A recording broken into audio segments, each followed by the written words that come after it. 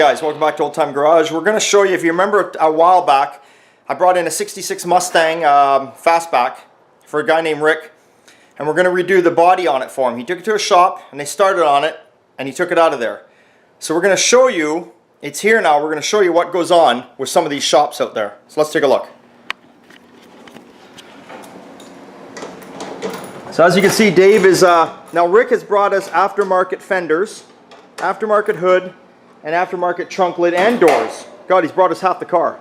But anyway, Dave's over there starting to line stuff up and get it bolted on. And he's been playing in the back here because Rick had taken this car to a body shop years ago though.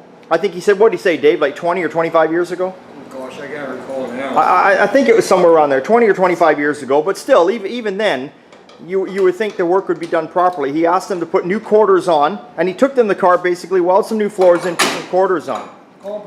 Compo back there. Dave dropped the wrench, he's getting compo. So let's take a look back here what Dave has found in this car. Now this is a passenger side quarter panel, and what they did was, if we can zoom in here, if you look at right here, all they did was put the new quarter panel right over top of the old quarter panel. It's got lead in here for something that's being filled. What the hell, I don't know what's going on. Up in here, you can see there's multiple different pieces of lead work that's been done. Now, right in here, there's holes that ain't welded.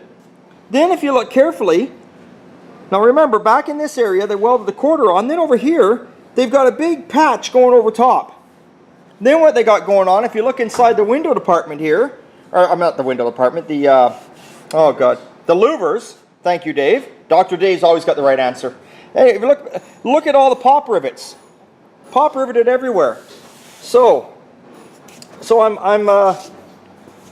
and look at the Bondo. If you think this is thick, right here, let's go all over to the driver's side where Dave was doing some, look at this, people. What do you figure that is, Dave? That's got to be a good inch thick, doesn't it? I would think so. So it looks like, I don't know how or why, but you would assume they put the quarter panel too far ahead and it wouldn't line up at the back, so they built it up with an inch of Bondo. But yet the quarter panel lines up on the front half-ass anyway. And if you look again, they've overlapped it all.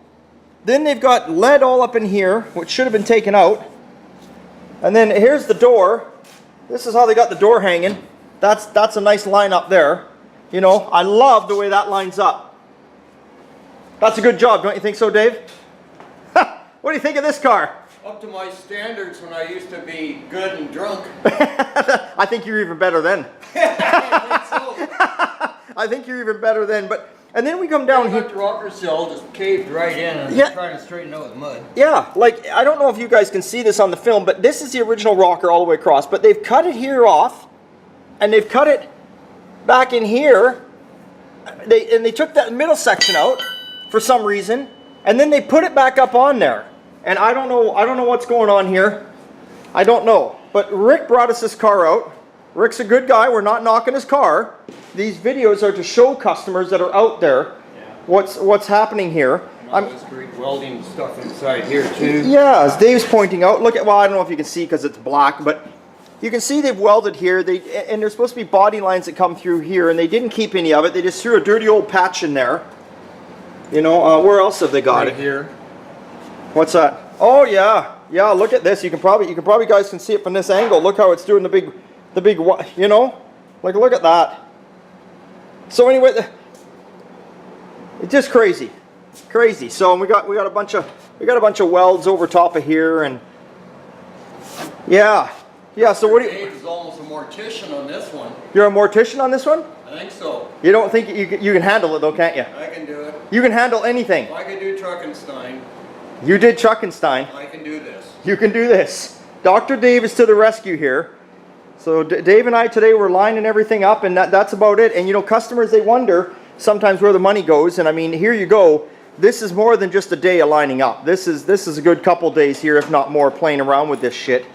But the reason we do these videos, and this is the #1 reason, because there are some smart asses out there that think Dave and I just do these videos because we want to be on TV. Do you know that, Dave? I've heard. They think that we want to be like Gas Monkey Garage.